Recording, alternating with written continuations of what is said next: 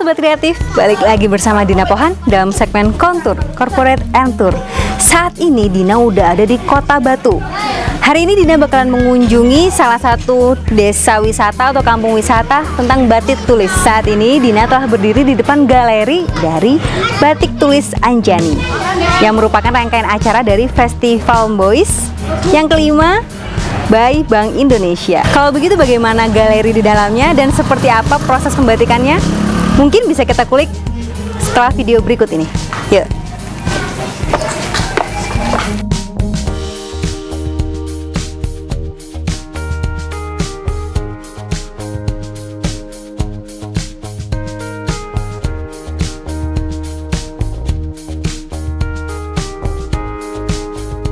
Baik Sobat Kreatif, sekarang Dina telah duduk bersama owner dari Batik Tulis Anjani Kota Batu. Boleh perkenalan dulu Mbak? Ya, jadi perkenalkan, nama saya Anjani Sekar Arum. Saya adalah owner dari Anjani Batik Galeri yang bertempat di Jalan Nangka, Dusun Binangun, Desa Bumiaji, Kecamatan Bumiaji, Kota Batu. Kota wisata Batu ya tepatnya. Mungkin Sobat Kreatif nih butuh nih inspirasi, jadi boleh nggak nih untuk Mbak Anjani bercerita sejarah atau asal mula mengapa harus memilih usaha batik ini? Jadi awalnya sih kita tanpa sengaja ya, karena saya lulusan dari pendidikan seni rupa dan pada saat itu saya menjadi seorang guru gitu. Jadi untuk mengisi waktu longgar saya mencoba untuk membuat sebuah karya, karena waktu di masa kuliah saya mengambil jurusan seni kriya khususnya di bidang batik.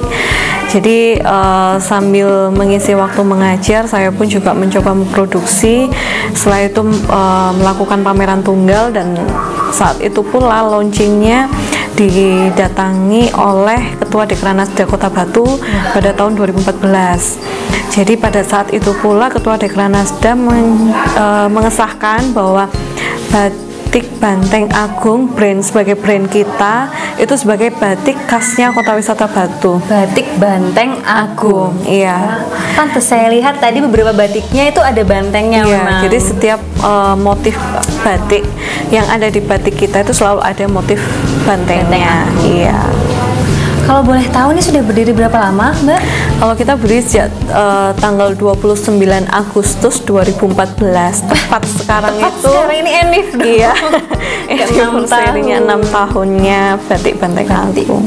Batik Banteng Agung. Iya. Apakah dari awal sudah memiliki karakter seperti itu, memang ingin banteng atau bagaimana? Iya. Itu? Jadi memang setiap tugas waktu itu tugas kuliah gitu ya. Iya. Mulai dari semester 1 hingga semester akhir itu selalu tema yang saya angkat memang bantengan itu. Bantengan. Kenapa? Karena kita memang melihat bahwa Kota Wisata Batu sebagai kota pariwisata yang saat ini masih belum memiliki ciri khas dari setiap hasil karya seninya. Betul. Saya kira kalau apel mungkin di Kabupaten Malang, di Kota Malang sudah diakui ya, banyak yang mengakui. Tapi kalau kita mencari satu ciri khas yang belum tentu di daerah lain tuh belum ada gitu, sehingga kita mengangkat satu budaya yang memang budaya ini bukan budayanya Kota Batu, bukan, melainkan budayanya Jawa Timur yang memang sudah kental ada di masyarakat Kota Batu gitu. Karena di setiap desa khususnya di Kota Batu ini semua ada gitu grup-grup kesenian bantengan. Ya, jadi itu yang kita angkat sebagai motif ciri khasnya dari Kota Batu. Dari Galeri Batik Anjani ini ya, Batik Banteng Agung. Kalau untuk teknisnya sendiri, untuk pembuatan batiknya apakah dicap atau ditulis atau semuanya? Kita mulai dari tahun 2014 kita memproduksi batik tulis, cuman kita mulai melakukan pengembangan sejak tahun 2018. Kita membuat ya kombinasi antara cap dengan tulis, karena kita harus tahu bahwa masyarakat wisatawan itu terkadang kan ingin mencari oleh-oleh yang harganya ekonomis, yang murah. Betul. Gitu loh. Jadi kita juga memproduksi harga-harga 150.000 kayak gitulah. Jadi untuk yang batik cap, kemudian batik tulis itu kita jual mulai harga 400.000 sampai ada yang 12 juta. Nah, premium ya kalau untuk batik tulisnya. Betul. Lanjut untuk pemasaran sendiri, kalau boleh tahu, setelah 6 tahun ini apakah memang galeri saja offline atau memang merambah ke dunia online? Sebelum pandemi kita melakukan jualan secara offline karena wisatawan kita sudah kewalahan gitu ya. Mendatangkan wisatawan kadang mencari batik itu kadang sampai habis gitu.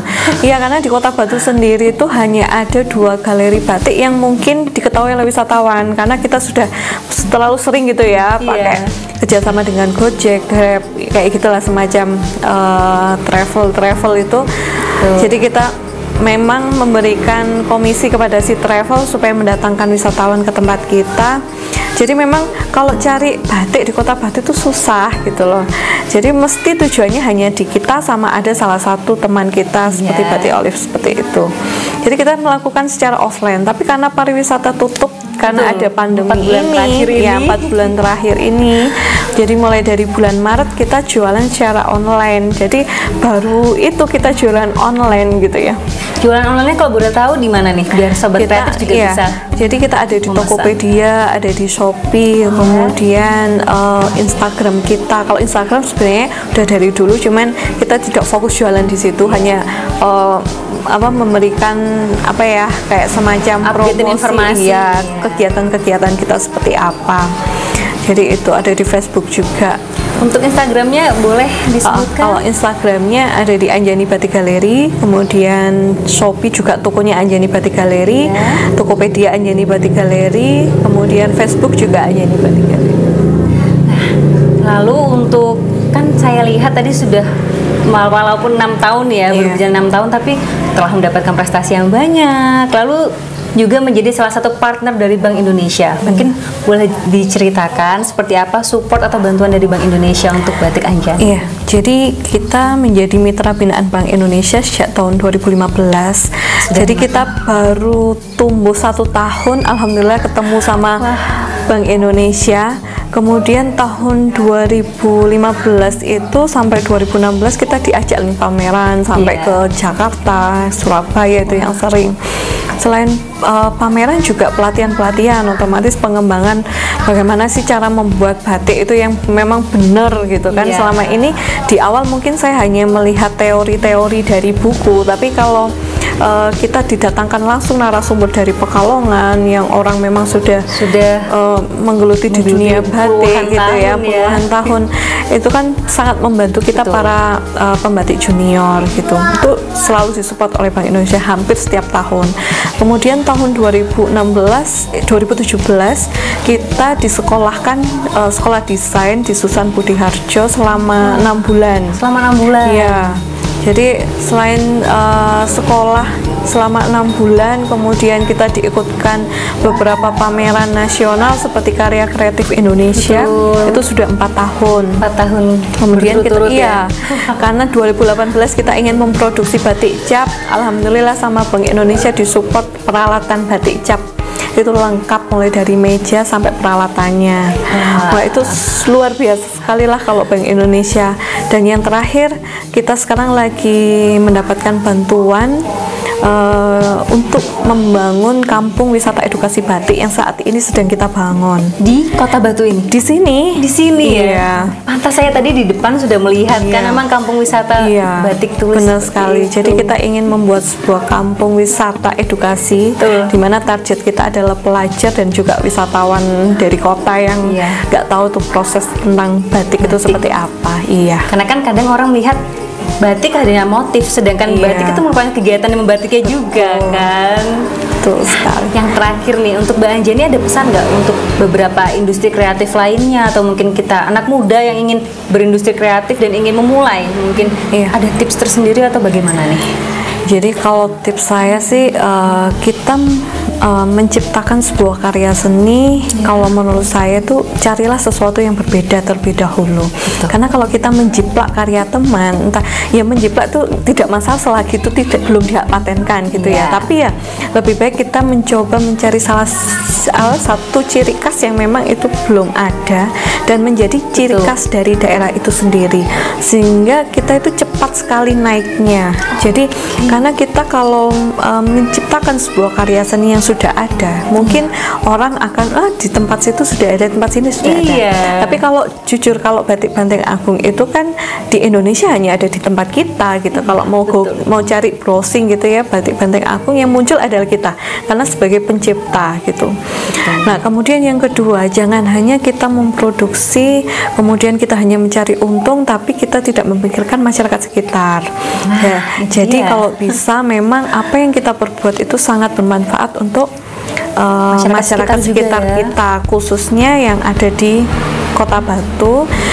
Dan kalau bisa di desa itu yang kita kembangkan terlebih dahulu. Berarti gitu. Yang diberdayakan pun masyarakat desa. Apalagi kalau batik itu kan sangat susah karena apalagi kalau kita ngelihat Kecamatan Bumiaji, khususnya di Desa Bumiaji ini bukan tempatnya orang membatik. Hampir 100% mereka adalah petani yang harus kita rubah image-nya untuk kita ajak berkembang gitu ya, menjadi masyarakat yang lebih lebih eksis, lebih berguna. Karena kalau begitu orang desa kita ajak, kita sering tampil di TV itu kayak semacam motivasi bagi mereka untuk kemudian mampu berkembang dan survive tadi ya, menebarkan virus-virus membatik ke masyarakat yang lain. Terima kasih atas informasi dan tipsnya. Semoga sobat kreatif semua bisa terinspirasi dan juga belajar dari perjalanan Mbak Anjani. Kalau gitu jangan lupa subscribe untuk teman-teman yang belum subscribe, dan jangan lupa sebarkan link ini jika kalian merasa video ini bermanfaat. Terima kasih, Dina pamit dan Mbak Anjani pamit.